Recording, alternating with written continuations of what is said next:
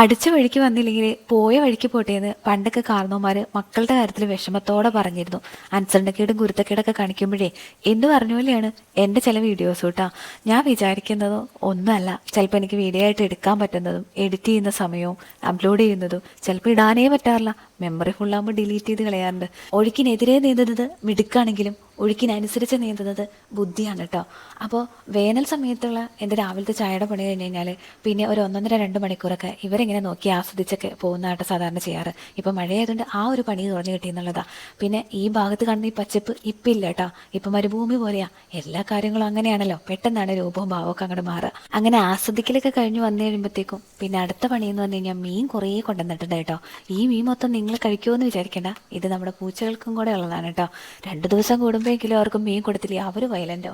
അപ്പോൾ അതുകൊണ്ട് മനസ്സില്ലാ മനസ്സോടെ ഞാൻ അവർക്കുള്ള മീൻ എടുത്തു വെച്ചു. നല്ല ഫ്രഷ് ചാളയൊക്കെ ആയിരുന്നു എങ്കിലും. പിന്നെ കറി വെക്കാനായിട്ട് തുണ്ടൻ മീൻ കൊണ്ടുവന്നിട്ടുണ്ടായിരുന്നു കേട്ടോ. അപ്പോൾ അത് കഴുകിയിട്ട് എടുത്തു. പിന്നെ ഈ കവർ വൃത്തിയാക്കി ഉണക്കിയെടുക്കൽ ഒരു നല്ല പണിയുണ്ട്. എനിക്ക് ഇഷ്ടമില്ലാത്തൊരു പരിപാടിയാണ്, പക്ഷെ ചെയ്യാതിരിക്കാൻ പറ്റില്ലല്ലോ. അപ്പോൾ അങ്ങനെ നമ്മുടെ മീനൊക്കെ കഴുകിയെടുത്ത് ഇനി കറി വെക്കണം കേട്ടോ. മീൻ കറി വെക്കുന്ന കാര്യത്തിൽ മീൻ കൊണ്ടുതരുമ്പോൾ ഇക്ക പറയും ഇന്ന പോലെ വെക്കണം എന്ന് പറയും കേട്ടോ. അപ്പോൾ അങ്ങനെയാണെങ്കിൽ ഞാൻ അങ്ങനെ വയ്ക്കും. ഒന്നും പറഞ്ഞില്ല എങ്കിൽ എൻ്റെ ഒരു സൗകര്യം പോലെ ഞാൻ അങ്ങ് വയ്ക്കും കേട്ടോ.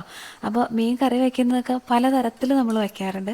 അപ്പോൾ ഇപ്പോൾ കുറച്ച് നാൾ മുമ്പ് കോട്ടയത്ത് എവിടെ പോയപ്പോൾ മീൻ വാളംപുളി ഇട്ട് കറി വെച്ചത് നല്ലതാണെന്ന് പറഞ്ഞിട്ട് ഇപ്പം ഞങ്ങൾ വാളംപുളി പിഴിഞ്ഞാട്ടോ കറി വയ്ക്കാറ്. ഇനി ഇത് മടുക്കുന്ന സമയത്ത് കുടംപുളി ഇട്ടാൽ മതി എന്ന് പറയുമ്പോൾ അങ്ങനെ ചെയ്യും. പിന്നെ നമ്മൾ തോരനുള്ള കോവയ്ക്ക സവാളയും കൂടെ ഉപ്പും വെളിച്ചെണ്ണയും കൂടെ ഒഴിച്ചിട്ട് വേവിക്കാൻ വേണ്ടിയിട്ട് വച്ചിട്ടുണ്ട് കേട്ടോ. പിന്നെ അതിൻ്റെ ഇടയിൽ നമ്മുടെ മീൻകറി അവിടെ തിളച്ച സെറ്റായി വരുന്നുണ്ട്. പിന്നെ കോവയ്ക്കയിൽ ഇടാനുള്ള കടുകും കറിവേപ്പിലയും പൊട്ടിച്ച് അതിട്ട് ഇടുന്നത് എടുക്കാൻ പറ്റിയില്ല. പിന്നെ ഇന്നത്തെ മീൻ വറുത്തതെന്ന് പറഞ്ഞു കഴിഞ്ഞാൽ ഇന്നലെ മസാല തേച്ച് വെച്ച അയലുണ്ടായിരുന്നു. അപ്പോൾ അതുകൊണ്ട് ഇന്ന് ചാള ഞാൻ നന്നാക്കിയില്ല. അത് ഫ്രീസറിൽ വെള്ളം ഒഴിച്ചെടുത്ത് വെച്ചു കേട്ടോ, നാളെ എടുക്കാമെന്ന് വെച്ചിട്ട്. അപ്പോൾ നമ്മുടെ കോവയ്ക്ക തോരനും അതുപോലെ തന്നെ മീൻ വറുത്തതും ഇവിടെ സെറ്റായി വന്നു.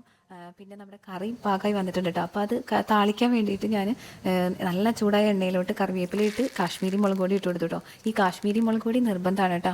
എന്നാൽ മാത്രമാണ് മീൻ കറിക്ക് ഇവിടെ കളറില്ലെങ്കിൽ എന്തോ ഇഷ്ടമല്ല, കറി ശരിയായില്ല എന്നുള്ളൊരു തോന്നൽ വരും. അപ്പോൾ അതുകൊണ്ട് ഇങ്ങനെ എന്താ പറയുക, നമ്മുടെ കാശ്മീരിയും കറിവേപ്പിലയും കൂടെ കൂടിയിട്ട് എണ്ണയിലിട്ട് മൂപ്പിച്ചിട്ട് അങ്ങ് ഒഴിക്കും കേട്ടോ. പിന്നെ ഇനി കാണിക്കുന്ന വീഡിയോസ് എന്ന് പറഞ്ഞാൽ പിറ്റേ ദിവസം നമ്മുടെ ചാളേനെ ഞാൻ എടുത്തു വെച്ചാൽ നല്ല ഫ്രഷ് ചാളയായിട്ട് തന്നെ ഇരിക്കുന്നുണ്ട് കേട്ടോ.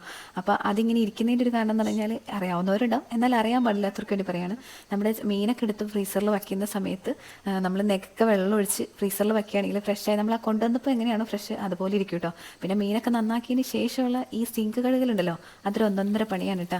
അപ്പോൾ നമ്മുടെ ചാളേനെ കഴുകി വാരിയൊക്കെ എടുത്ത് എന്താ പറയുക വരഞ്ഞ് മസാലയൊക്കെ തേച്ച് പൊരിക്കണതോടെ കാണിക്കാമെന്ന് വിചാരിച്ചു. കഴിക്കണ വീഡിയോ എടുത്തോ ഇല്ലയോ ഡിലീറ്റ് ചെയ്താണോ എന്ന് എനിക്കൊരു ഓർമ്മയില്ല കേട്ടോ. കാരണം ഇത് വീഡിയോ എടുത്തേക്കണ കണ്ടപ്പോൾ മനസ്സിലായിട്ടുണ്ടാവും ഇത് നല്ല വേനൽ സമയത്ത് എടുത്തതാണ്.